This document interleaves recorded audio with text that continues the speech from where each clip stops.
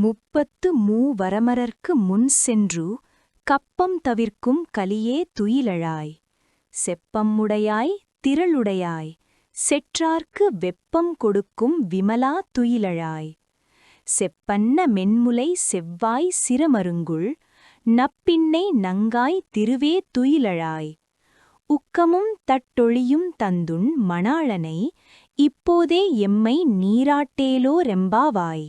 పాసురభావం 33 కోట్ల దేవతలకు ఏవైనా కష్టాలొస్తే వారడగక ముందే వారి వద్దకు వెళ్ళి వారి భయాన్ని పోగొట్టే పరాక్రమవంతుడా, ఓ కృష్ణా, నిద్రలేవవయ్యా.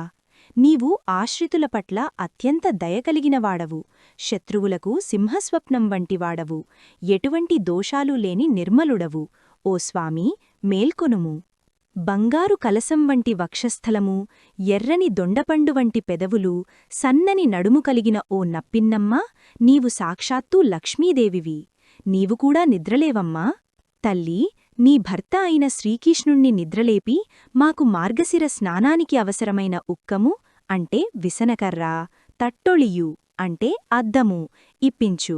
మీ ఇద్దరి సమక్షంలో మమ్మల్ని అనుగ్రహించి మాకు ఆత్మానందమనే స్నానాన్ని చేయించు.